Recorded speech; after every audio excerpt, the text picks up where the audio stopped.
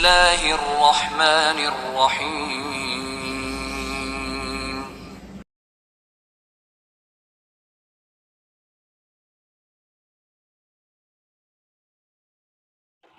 Assalamualaikum warahmatullahi wabarakatuh.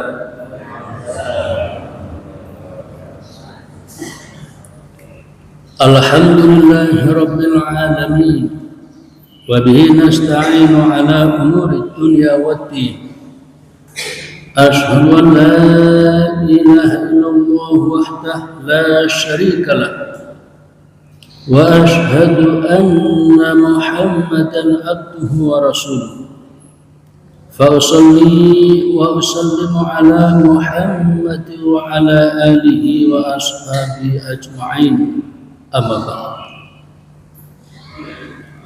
Faqala ta'ala fi kitabihil karim, a'udzu billahi minasy syaithanir rajim, wa ma ataakumur rasulu fakhudhuhu wa ma nahakum anhu fantahu wattaqullaha innallaha syadidul iqab.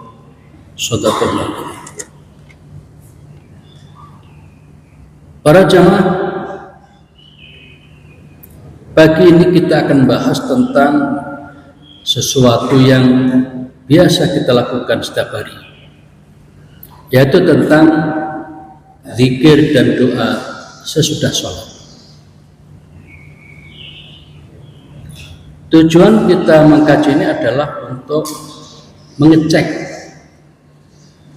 apakah zikir doa yang sudah kita lakukan selama ini sesuai sunnah Nabi.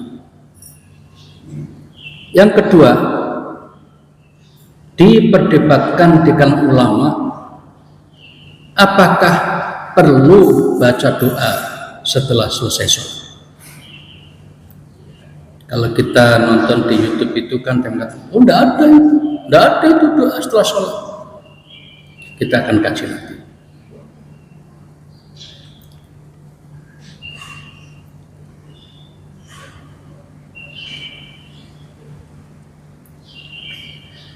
Para jamaah,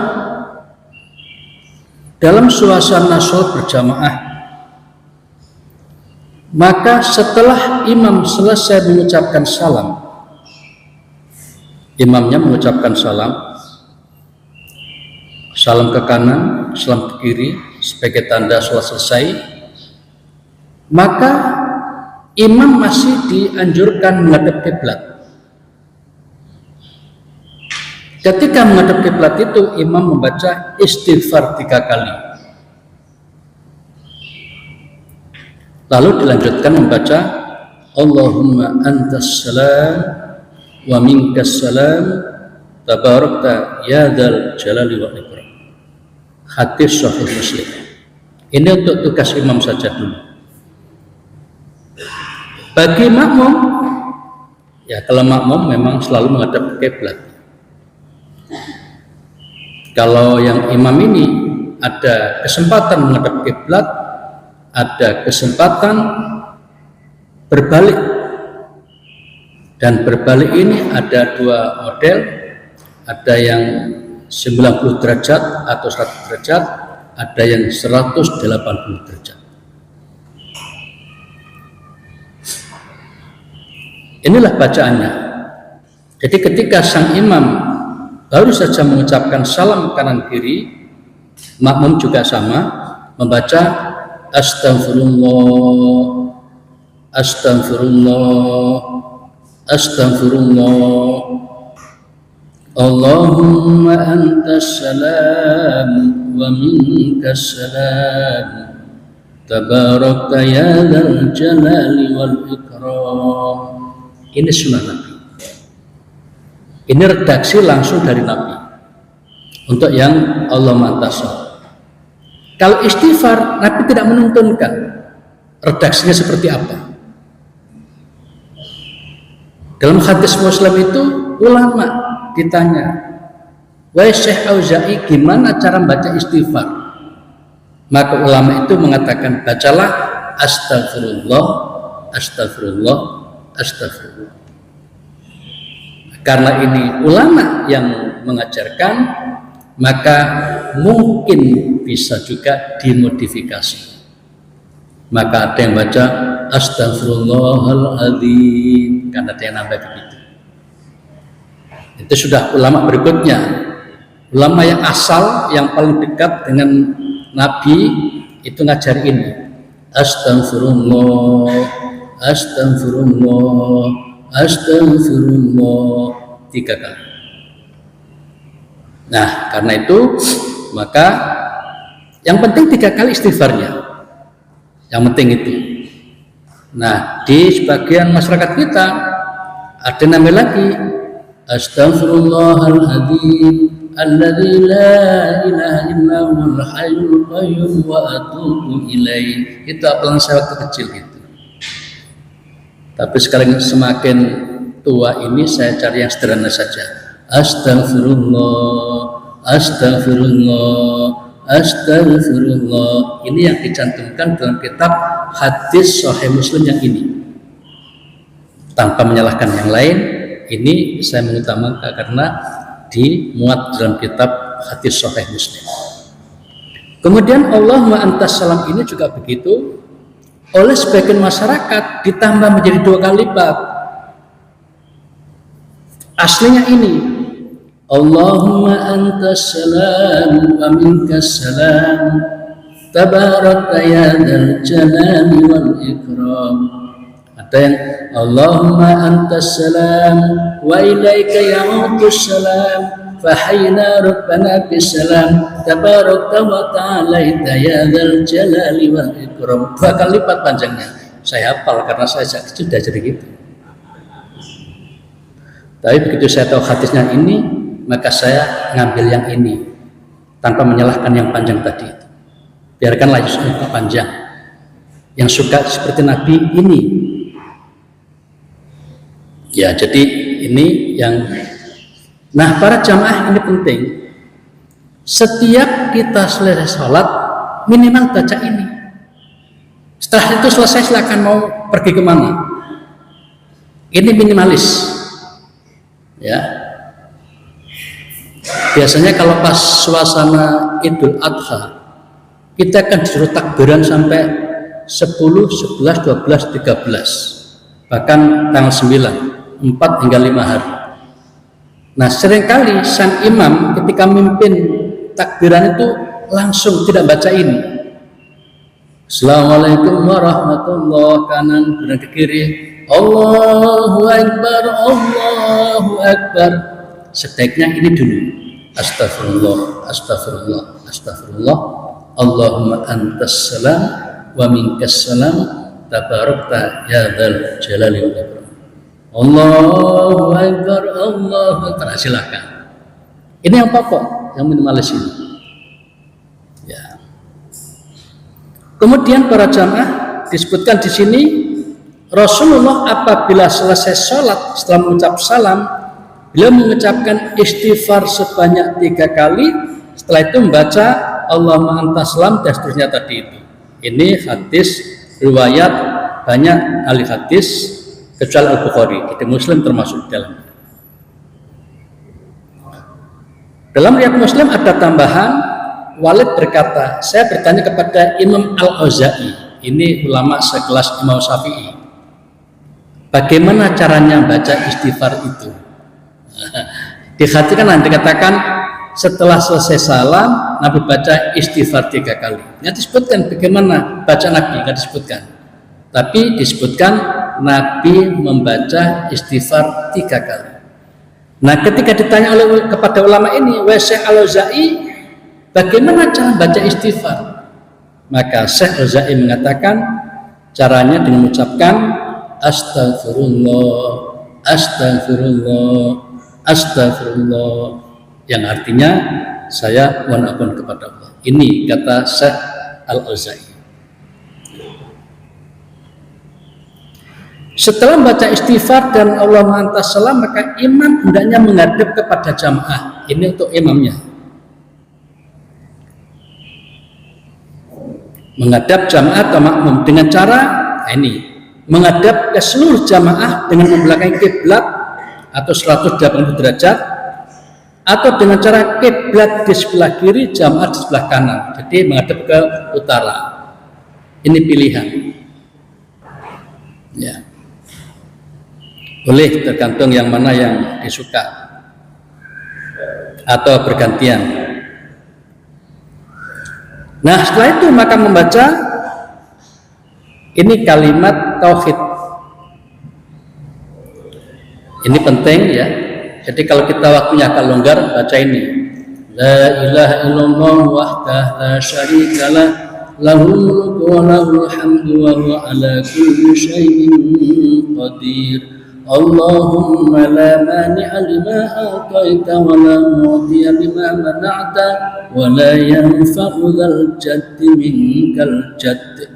Hadis Bukhari Muslim. Kalau panjenengan belum hafal, harus menghafal ini. Kalau belum hafal juga, bawa kertas tulisan atau HP boleh dibawa, baca ini. Ya, zaman sekarang kan tidak harus dicetak kertas. Kalau dulu kan serba pakai kertas dicetak, repot kan. Sekarang di HP sudah ada. Tapi hati-hati, HP-nya macam-macam itu tampilannya. Jadi ini dibaca. Ini bacaan Nabi, ya. Ini bagian dari bacaan kalimat tauhid. Ada dua di sini. Yang pertama, la ilaha illallah wahdahu la syarikalah lahul mulku wa lahul hamdu wa ala kulli syai'in qadir. Ini satu paket sendiri. Dilanjutkan, Allahumma la mani'a lima a'taita wa la mu'tiya lima mana'ta wa la yanfa'u dzal jaddi minkal jadd. Artinya tidak ada Tuhan kecuali Allah yang esa, tiada sekutu baginya, miliknya kekuasaan dan segala pujian, dan Ia Maha Kuasa atas segala sesuatu. Nah, berikut ini penting. Ya Allah, tiada seorang pun yang mampu menghalangi terhadap pemberian-Mu, dan tiada pula yang dapat memberi sesuatu yang Engkau tidak mau atasnya pemberian, dan tidak berguna kekayaan itu bagi pemiliknya di sisi-Mu. Kapan itu kita menyebut wa ma tasyauna illa ayyasha Allahu rabbul alamin. Jadi apapun yang kalian kehendaki tidak akan dapat dicapai kalau tidak dapat izin dari Allah. Kalimat ini mengarah ke situ. Ini kan bimbingan tauhid. Jadi ketika seseorang sudah menuhankan hanya Allah, berarti yakin sepenuhnya Allah adalah penentu segalanya. Allah adalah penentu segalanya.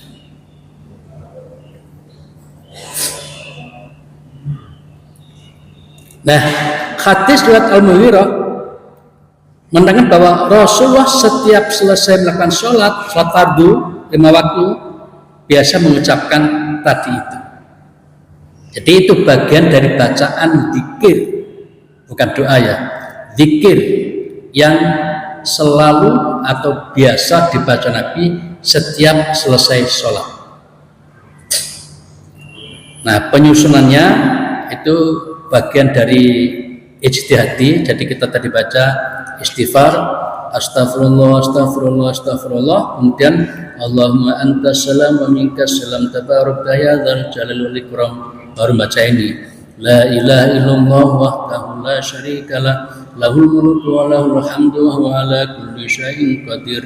Allahumma la mani'a lima a'taita wa la mu'tiya lima mana'ta wa la yanfa'u dzal jaddi minkal jadd. Hadis Bukhari Muslim. Nah, setelah itu baru mau membaca Al-Qur'an. Nah, bacaan Al-Qur'an yang disarankan itu diantaranya adalah ayat kursi. Nah, kebanyakan kita sudah hafal ya. Kalau belum hafal, silakan dihafal ini. Ini bagi kalangan tertentu bisa jadi jimat. Jadi saya pernah ke Kalimantan, suku Dayak itu enggak sholat, tapi hafal ayat kursi. Katanya untuk kekuatan, ya jimat tadi itu. Jadi kira-kira dulu dai datang ke wilayah sana, belum sampai tuntas kira-kira begitu, terus meninggal dainya ini kira-kira begitu, tapi kesan tentang surat-surat kayak ayat kursi, surat yasin tuh dipegang mereka. Sehingga ada mereka yang katanya hafal ayat kursi, tapi masih belum sholat, masih agamanya Hindu keharingan gitu. Waktu itu ada yang kayak gitu kasusnya. Nah, para jamaah, ayat ini ayat tauhid juga intinya. Kita sudah hafal. Allahu la ilaha illa huwal hayyul qayyum la ta'khudhuhu sinatun wa la nawm lahu ma fis samawati wa ma fil ard man dhal ladzi yashfa'u 'indahu illa bi idhnihi ya'lamu ma baina aydihim wa ma khalfahum wa la yuhituna bi shay'in min 'ilmihi illa bima syaa wasi'a kursiyyuhu samawati wal arda wa la ya'uduhu hifdhuhuma wa huwal 'aliyyul 'azim. Para jamaah, ini ayat kursi, yaitu surat Al-Baqarah ayat yang ke-255. Lagi-lagi ini ayat penting karena Nabi membiasakan setelah saya sholat 5 waktu baca ini. Tidak harus ya, tapi Nabi nyontohkan kita. Jadi kalau kita punya waktu cukup, bacalah ini. Kemudian berikutnya, kenapa kok baca itu? Ini hadisnya. Dalam hadis surat An-Nasa'i dan At-Tabrani dari Abu Umamah, Nabi bersabda, barang siapa membaca ayat kursi tadi itu setiap selesai melakukan sholat, maka tidak akan ada yang menghalangi buat masuk surga kecuali mau. Artinya bahwa dia ada jaminan masuk surga. Ya, namanya iming-iming ya. Ini iming-iming dari Nabi. Jadi salah satu tiket yang bisa kita gunakan untuk masuk surga adalah setiap selesai sholat baca ini. Tapi jangan lupa sholatnya itu bukan ini yang pokoknya. Sholatnya dikerjakan baru baca ini, bukan baca ini toh kayak orang tadi keharingan itu. Jadi sholat dulu 5 waktu dengan baik, selesai sholat baca ayat kursi. Nah, karena itu maka ini menjadi bagian zikir yang kita baca. Orang menyebut wiridnya. Wirid itu sesuatu yang dirutinkan dibaca selesai sholat. Kemudian setelah selesai baca ayat kursi, berikutnya baca surat Al-Ikhlas, Qulhu. Ya, kita sudah hafal. Habis itu baca surat Al-Falaq, Qul a'udzu birabbil falaq. Setelah itu kemudian baca An-Nas, Qul a'udzu birabbin nas. Bagaimana hadisnya? Mari kita baca. Menurut riwayat Abu Dawud, At-Tirmidzi, An-Nasa'i dan Ibnu Hibban dari Uqbah bin Amir bahwasanya Rasulullah menyuruh kita setelah selesai sholat membaca Al-Mu'awwidzah. Al-Mu'awwidzah adalah surat-surat yang mengandung perlindungan, minta perlindungan kepada Allah, yaitu surat Al-Ikhlas, Al-Falaq, dan An-Nas. Hadis ini juga diriwayatkan oleh Abu Hatim dalam Sahihnya dan oleh Al-Hakim dalam Al-Mustadrak. Al-Hakim berkata hadis ini sahih menurut Sahih Muslim. Ini artinya bahwa membaca Qulhu, Al-Ikhlas, Al-Falaq, An-Nas ini termasuk yang dianjurkan, disarankan. Lagi-lagi kalau kita merasa waktunya cukup. Kalau waktunya cukup.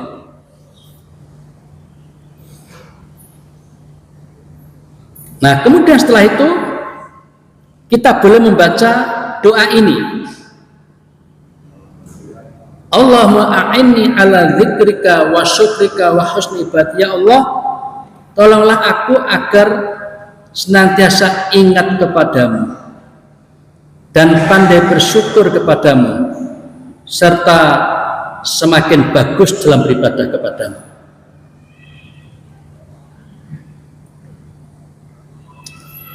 Doa ini ya oleh sebagian ulama dibaca sebelum salam. Setelah fil alamina innaka hamidum majid, ada yang baca ini di situ. Nah, mari kita baca hadisnya.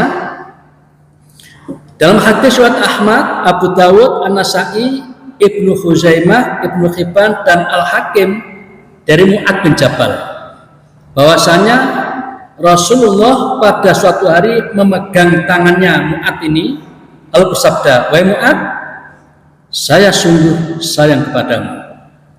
Mu'ad menjawab, "Demi ibu bapakku yang menjadi tebusan Tuhan, wahai Rasulullah, saya juga amat sayang kepadamu." Kemudian Nabi bersabda, "Wahai Mu'ad, aku wasiatkan kepadamu agar setiap selesai sholat membaca, jangan sekali-kali meninggalkan bacaan Allahumma a'inni ala dzikrika wa syukrika wa husna ibadati."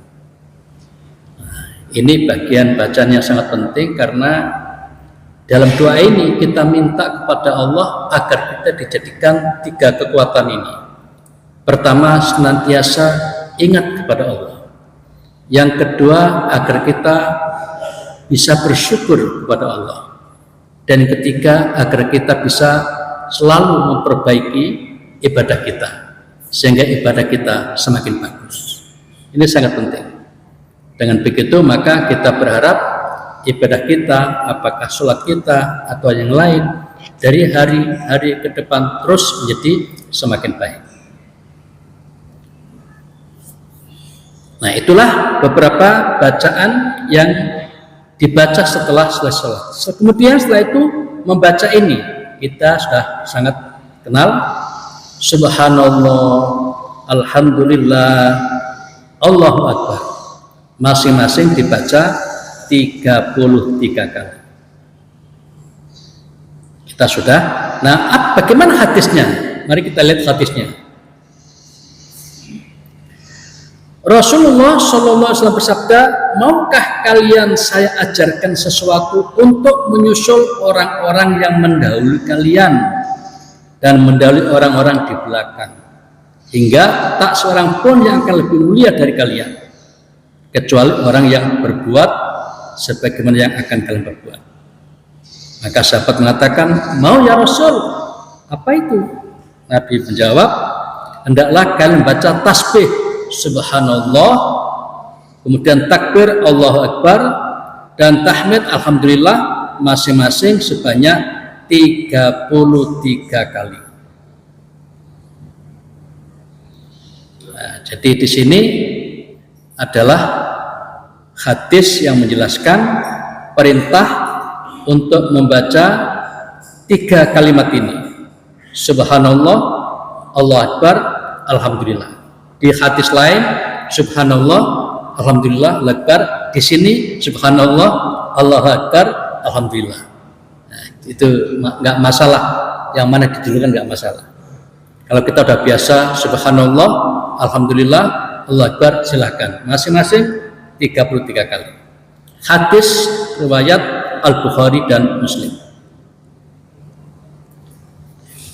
Dalam hadis lain ini penting untuk minimalis. Dalam hadis lain diriwayatkan bahwasanya Nabi mengajarkan bacaan tasbih Subhanallah, takbir Allah Akbar, dan tahmid Alhamdulillah setelah selesai sholat masing-masing sebanyak 10 kali saja. Nanti kan 33 kali. Nah, tangan kita kan pas kalau 10. 5, 10. Jadi misalnya Subhanallah, Subhanallah, Subhanallah, Subhanallah, Subhanallah, Subhanallah, Subhanallah. Selesai hanya 10 kali. Ini bagi yang punya waktu pendek. Ya, jadi bisa 10 kali. Ini dikutip oleh Said Sabiq dalam kitabnya Fiqih Sunnah dan Imam Ash-Shawqan dalam kitabnya Tuhfah Adz-Dzakirin. Ya. Jadi para jamaah, saya sering mengamalkan ini 10-10 ini. Jadi kalau wah waktunya kok mepet ini, ya itu dah. Subhanallah, Subhanallah, Subhanallah 10 kali, Alhamdulillah, Alhamdulillah 10 kali, Allahu Akbar 10 kali. Ya. Selanjutnya baca ini para jamaah. Ini lebih banyak di materi ketauhidan. Jadi setelah itu membaca la ilaha illallah wahdah la syarikalah lahul mulku wa lahul hamdu wa huwa ala kulli syai'in qadir. Tadi kan sudah. Ini satu paket ini, satu hadis. La haula wa la quwwata illa billah. La ilaha illallah wa la na'budu illa iyyah. Lahul ni'matu wa lahul fadlu wa lahul sana'ul hasan. La ilaha illallah mukhlishina lahuddin walau karihal kafirun. Hadis sahih riwayat Muslim. Jadi yang saya tampilkan ini semuanya berdasarkan contoh atau ya, tuntunan dari Nabi. Ini hadis sahih Muslim. Artinya tidak ada Tuhan melainkan Allah yang Maha Esa, tidak ada sekutu baginya, miliknya segala kekuasaan dan pujian, dan Dia Maha Kuasa atas segala sesuatu. Tidak ada daya dan kekuatan kecuali dengan izinnya. Tidak ada Tuhan melainkan Allah, dan tidaklah kami beribadah kecuali kepadanya. Hanya miliknya kenikmatan, keutamaan, dan sanjungan yang baik. Tidak ada Tuhan selain Allah, dengan ikhlas beribadah kepadanya walaupun orang kafir membenci. Jadi intinya adalah menyatakan tidak ada Tuhan kecuali Allah. Ini terus diperkuat. Sehingga ketika kita membiasakan baca ini dengan baik, maka ketauhidan yang ada di hati kita akan semakin menguat.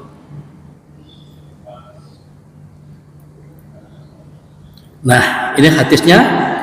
Berdasarkan hadis riwayat Muslim dari Abdullah bin Zubair, ia berkata, apabila Rasulullah selesai mengucapkan salam pada akhir sholatnya, beliau berzikir itu tadi. Berzikir itu tadi. Ya. Nggak usah saya bacakan lagi ya. Kemudian yang pokok itu tadi para jamaah. Nah sekarang ada tambahan keterangan. Khusus setelah subuh dan maghrib itu berbeda dengan setelah zuhur, asar, isya. Jadi subuh dengan maghrib samanya ada tambahan ini. Yang tadi itu berlaku untuk zuhur, asar, isya yang tadi itu. Nah sekarang untuk subuh apa tambahannya? Bacaannya sama, tapi ditambah dengan perkalian 10 kali. Ini. La ilaha illallah wahdah la syarikalah lahul mulku wa lahul hamdu yuhyi wa yumiitu wa huwa ala kulli syai'in qadir. 10 kali. Setelah subuh, setelah maghrib. Ini hadisnya. Nah, yang penting harus ada hadisnya ya.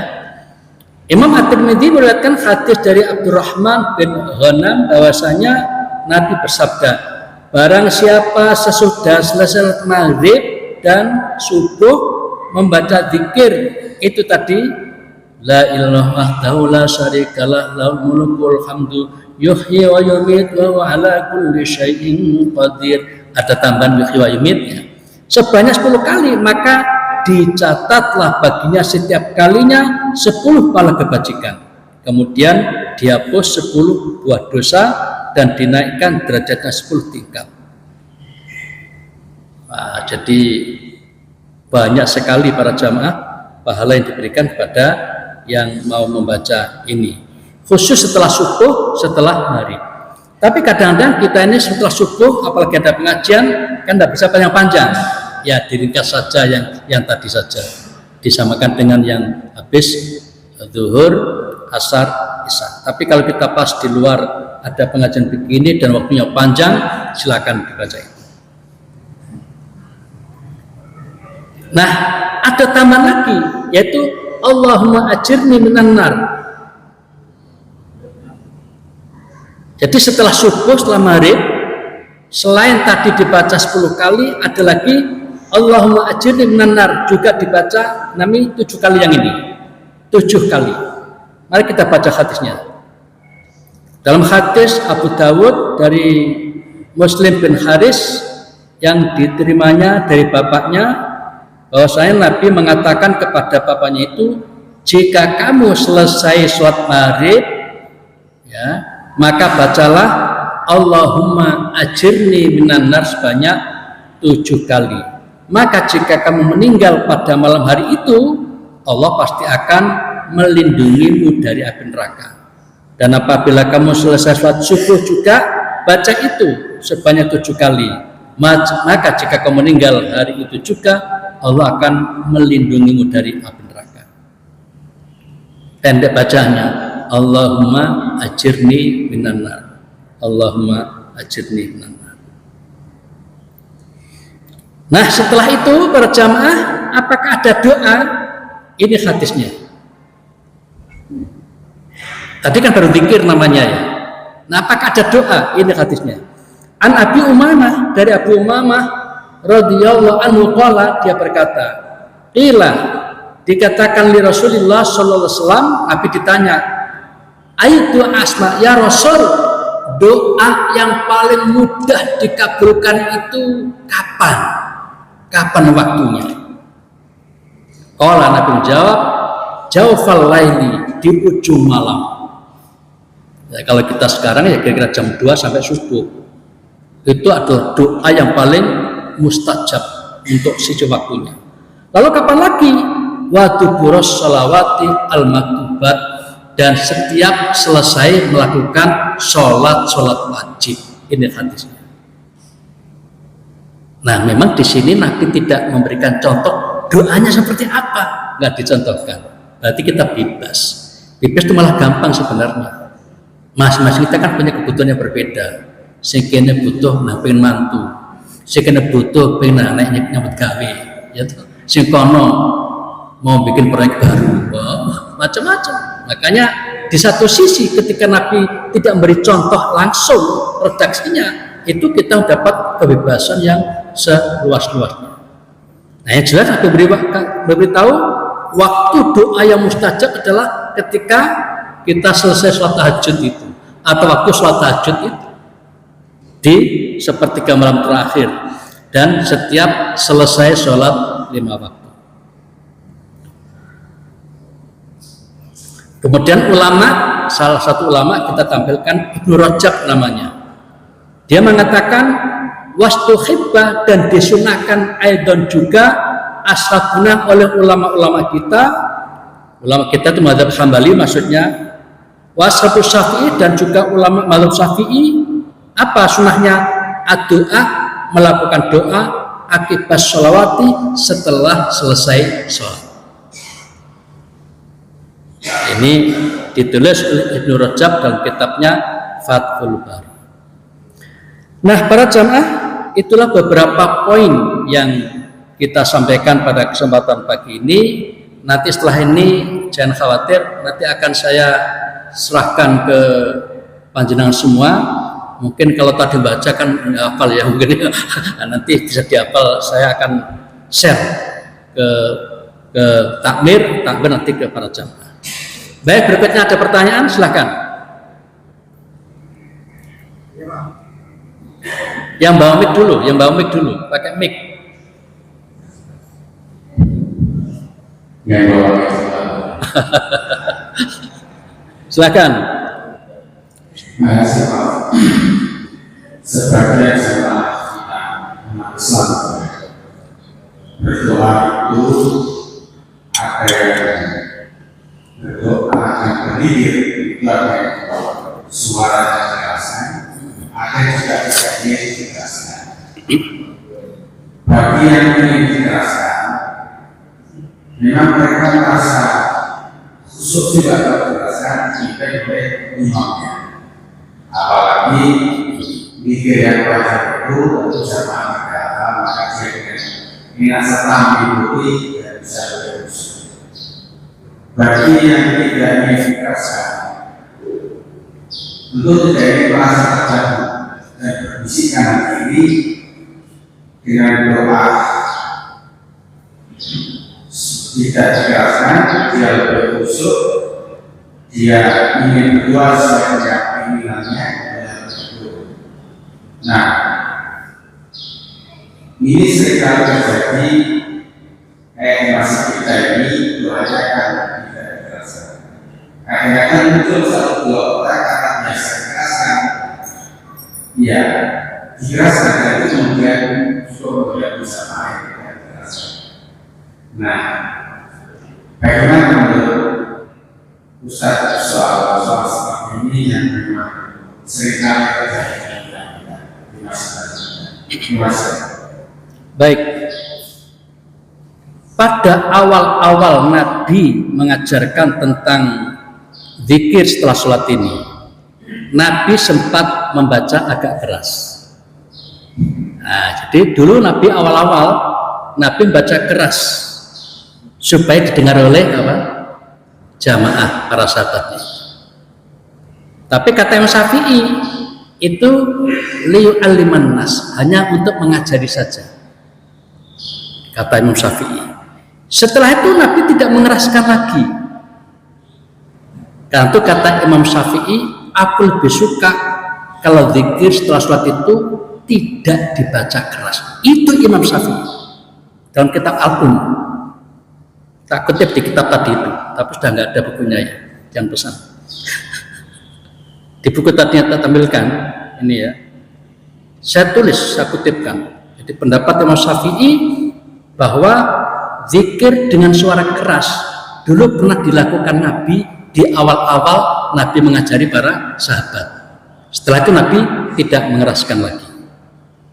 Makanya kata Imam Syafi'i, aku lebih suka untuk zikir setelah sholat itu tidak dibaca keras.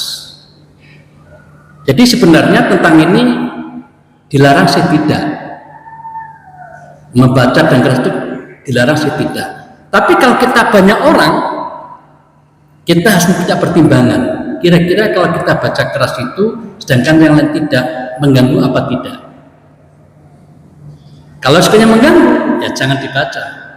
Sebab kalau kita mengganggu berarti membuat orang lain tidak khusyuk. Berarti kita mengganggu. Kita berbuat baik tapi mengganggu. Banyak mana itu dapatnya itu? Dosanya atau pahalanya? Nah, dipertimbangkan. Atas dasar ini maka kemudian kalau kita sendirian di rumah misalnya ya, silakan saja agak dibunyikan astagfirullah, astagfirullah, biar lebih mantap lah telinga kita mendengarkan gitu ya. Misalnya asal yang lain tidak terganggu. Tapi kalau di masjid, Nabi pernah ada sahabat baca Quran dikeraskan, tidak boleh. Suatu ketika Nabi kan itikaf itu di masjid. Nah, ada sahabat saking semangatnya membaca Quran dan zikir dengan suara agak keras, maka Nabi bilang, ketahuilah bahwa teman-teman yang lain juga ingin berzikir. Jadi jangan dikeraskan suaranya agar tidak mengganggu teman lain yang juga berzikir. Jadi saya ingin mengatakan bahwa dilarang sih tidak membaca dengan agak keras tadi itu, tetapi kita harus punya pertimbangan. Kalau kita baca keras itu, jika sekiranya mengganggu yang lain, maka sedapat mungkin ditinggalkan. Dengan begitu kita berusaha untuk bisa khusyuk, yang lain dapat peluang juga khusyuk. Saya kira itu jawabannya. Silakan yang lain, monggo.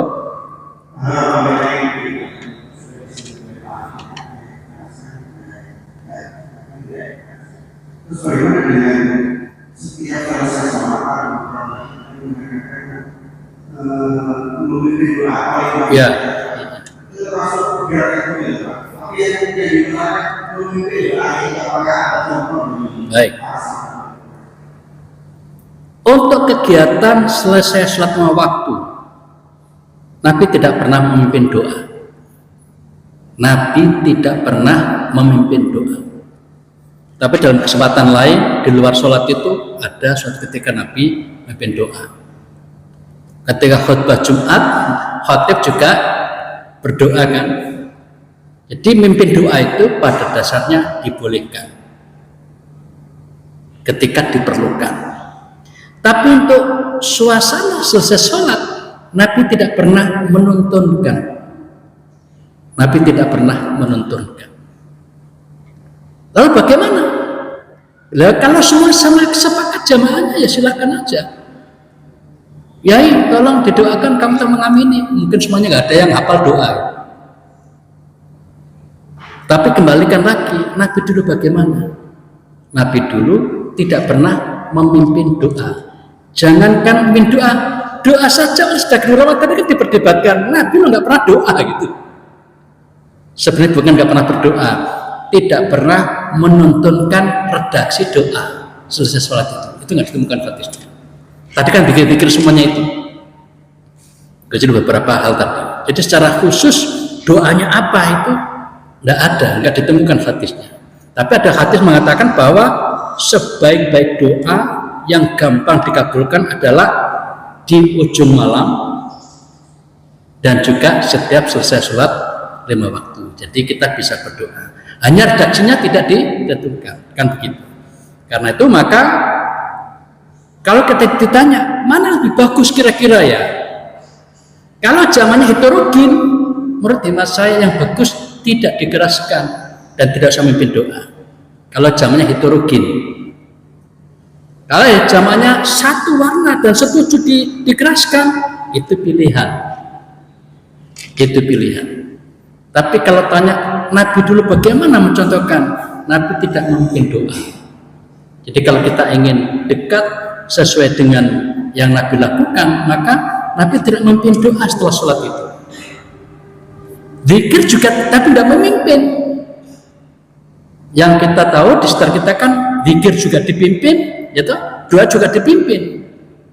Nabi tidak mencontohkan. Tapi saya tidak ingin mengatakan bahwa itu dilarang, tidak.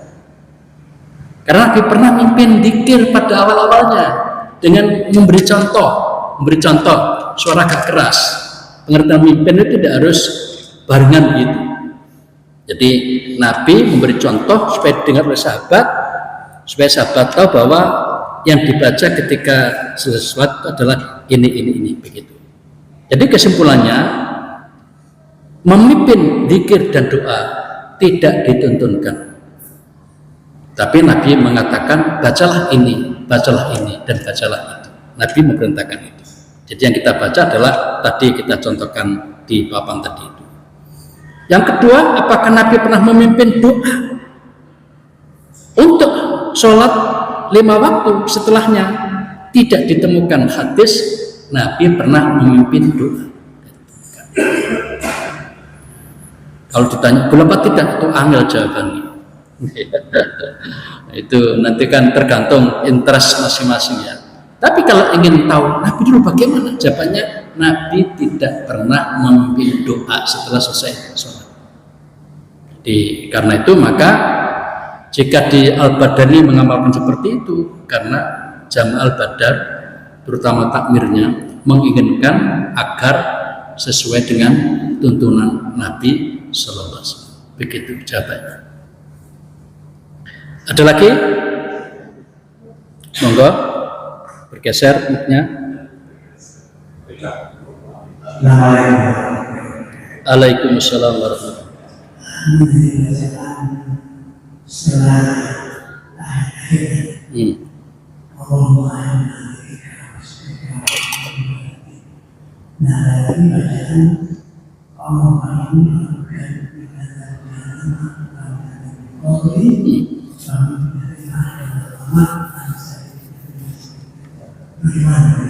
Baik. Itu namanya isti'adzah.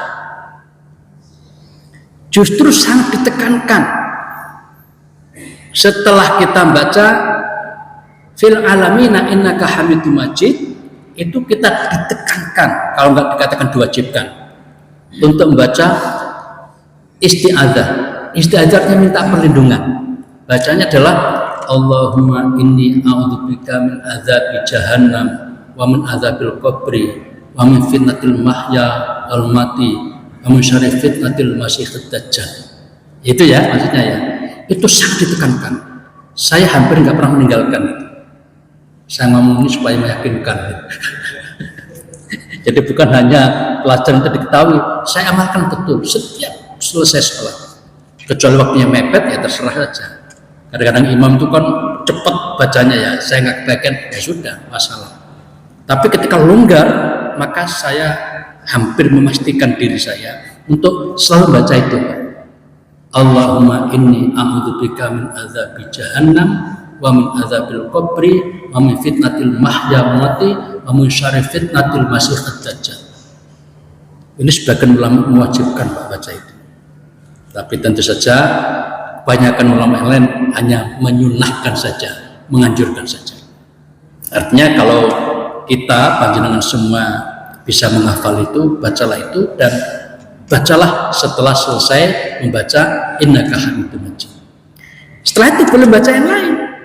Boleh tadi Allahumma a'inni ala dzikrika wa syukrika wa husni, atau baca doa yang lain apalagi Allahumma inni dzalamtu nafsi dzulman katsira wa la yaghfiru dzunba illa anta faghfirli maghfiratan min indik warhamni innaka antal ghafurur rahim. Itu juga ada hadisnya. Jadi Nabi ngasih banyak pilihan untuk bacaan setelah innaka hamidum majid sebelum salam. Nah, diantaranya tadi dari sekian banyak pilihan itu yang tadi itu namanya isti'adzah itu yang paling penting. Oleh ulama dikatakan itu paling penting. Silakan diamalkan. Nah, tapi kalau nggak sempat, tidak apa-apa nggak baca itu. Jadi kita ini harus ketika menjadi makmum harus pandai-pandai beradaptasi dengan imam. Kalau imam cepat-cepatan, kita ikut cepat, tidak boleh kita melambat. Kalau imamnya lambat, kita harus ikut melambat. Itu namanya makmum itu harus gitu, harus mengikuti gerakan dan ya cara-cara yang bisa dilakukan oleh imam. Jadi kita tidak boleh menyendiri ketika jadi makmum. Wallahu a'lam bishawab. Ada lagi? Cukup ya. Baiklah para jamaah. Jadi kembali ini materi sederhana, materi yang terkait dengan kebiasaan kita sehari-hari. Namun tentu saja selalu ada yang baru biasanya bagi kebanyakan kita. Karena itu maka silakan direnungkan kembali. Bahkan nanti setelah ini di-share ya, silakan di masing-masing jamaah membaca lagi. Mana yang bisa dihafal silakan dihafal. Jadi juga jangan merasa wah gak hafal-hafal aku ya sudah, pokoknya berusaha dulu lah ya. Kalau nggak hafal-hafal tidak apa-apa. Allah mengetahui, memaklumi bagi kita yang tidak bisa hafal. Tetapi kalau kita masih bisa berusaha, coba dilakukan. Demikian para jamaah yang dapat sampaikan. Terima kasih atas kebersamaannya. Marilah kita akhiri dengan doa kafaratul majelis. Subhanakallahumma bihamdika asyhadu an la ilaha illa anta astaghfiruka wa atubu ilaik. Terima kasih. Wassalamualaikum warahmatullahi wabarakatuh.